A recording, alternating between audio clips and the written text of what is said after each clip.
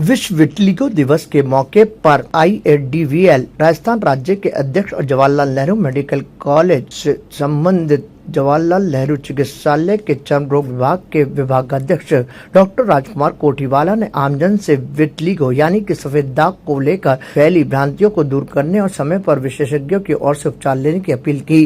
Doctor Kothiwala ने बताया कि विटिलिगो एक सामान्य त्वचा रोग है जिससे त्वचा का रंग बनने वाली कोशिकाएं नष्ट हो जाती हैं। इसके कारण शरीर पर सफेद चकत्ते या धब्बे दिखाई देने लगते हैं। उन्होंने स्पष्ट किया कि ये कोई संक्रामक रोग नहीं और न ही ये छूने, साथ बैठने, भोजन करने या सामाजिक संपर्क से फैलता है। इसलिए इससे प्रभावित व्यक्तियों के साथ किसी भी प्रकार का भेदभाव या सामाजिक दूरी बनाना पूरी तरह अनुचित है। उन्होंने कहा कि आज भी समाज में विटिलिगो को लेकर अनेक गलत धारणाएं, अंधविश्वास प्रचलित हैं, जबकि चिकित्सा विज्ञान के अनुसार ये एक बहुक्रियात्मक रोग है जिसमें आनुवंशिक, प्रतिरक्षात्मक और पर्यावरणीय कारकों की महत्वपूर्ण भूमिका होती है। उन्होंने कहा कि वर्तमान समय में विटिलिगो के उपचार के क्षेत्र में उल्लेखनीय प्रगति हुई है।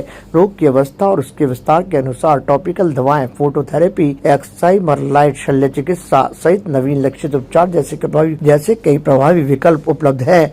समय पर रोग का निदान और नियमित उपचार कराने से अनेक मरीजों में त्वचा की पूर्ण वर्णता प्राप्त की जा सकती है और रोग को बेहतर तरीके से नियंत्रित किया जा सकता है। सफेद दाग की जो बीमारी है इसको विटिलिगो कहते हैं हमारी लैंग्वेज में, कुछ लोग जनरल भाषा में ल्यूकोडर्मा भी कहते हैं। तो ये जो बीमारी है ना, ये इसलिए हो रही है कि इसके मतलब एक ही कारण नहीं है, बहुत सारे कारण है। जेनेटिक मतलब गुणसूत्रों के थ्रू भी फैलती है और कुछ इन्फेक्शन से भी फैलती है और एनवायरमेंटल जो आजकल जो चेंजेज आ रहे हैं ना, रेडिएशंस, इनसे भी फैलती है। इम्यूनोलॉजिकल डिसरेगुलेशन मतलब इम्यूनिटी है ना शरीर की, उनकी कोशिकाओं पे एक तरह से आघात पहुंचता तो भी फैलती है। और इसके और भी एक तरह से काफ़ी सारे जो कारण है ना, ऑटो इम्यूनिटी, बहुत सारे कारण होते हैं। तो मेनली ये बीमारी जो सफ़ेद दाग की है, इसकी विश्व विटिलिगो दिवस, विश्व सफ़ेद दाग दिवस आज मनाया जा रहा है पूरे संसार में। और 12 साल बाद ये इंडिया में वापस आया है। 2011 में इसकी स्थापना हुई थी, ये जो संगठन है विश्व सफ़ेद दाग वाला, तो वहाँ इंडिया से 2011 में हुई थी। अब वापस ये 12 साल बाद इंडिया मनाया जा रहा है। अलग अलग कंट्रीज में मनाया जाता है ये।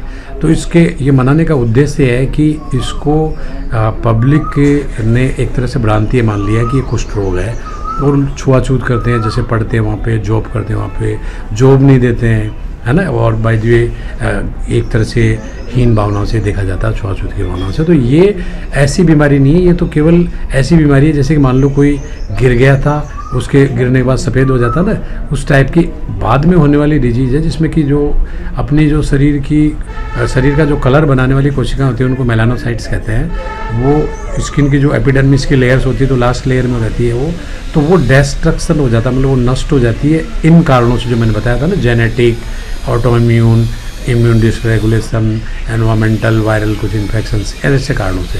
तो ये बीमारी बिल्कुल ही ऐसे है जो जन्म से नहीं होती। पहली बात तो कोई श्राप नहीं होता पिछले जन्म का कोई भी, मतलब ये अपना आप होने वाली destruction of the melanocytes, melanocyte नष्ट होने वाली बीमारी है जो सही हो जाती है।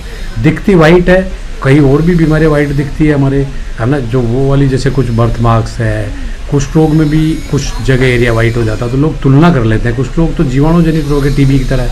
तो टीबी का बैक्टीरिया और कुष्ठ रोग का बैक्टीरिया भाई है दोनों।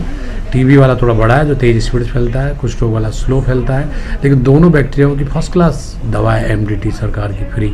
उन्होंने कहा कि विश्व विटिलिगो दिवस का उद्देश्य इस रोग के प्रति जन जागरूकता बढ़ाना, इससे जुड़ी भ्रांतियों को दूर करना और रोगियों के सामाजिक और मानसिक सशक्तिकरण को बढ़ाना है। इस मौके पर डॉक्टर कोठीवाला ने ये चेतावनी दी कि वर्तमान समय में कई गैर त्वचा रोग विशेषज्ञ और कथित चिकित्सक विटिलिगो के उपचार के नाम पर भ्रामक दावे और अप्रमाणित उपचार प्रस्तुत कर रहे हैं, जिससे मरीजों को आर्थिक, शारीरिक और मानसिक नुकसान उठाना पड़ रहा है। उन्होंने कहा कि यदि इस तरह का कोई मर्ज दिखाई दे तो उसके लिए एक बेस्ट चर्म रोग विशेषज्ञ से सलाह लें और उससे उपचार करवाएं। ताज़ा खबरों के लिए देखते रहें सरेराह न्यूज। अपना फोन उठाएं और सब्सक्राइब करना ना भूलें।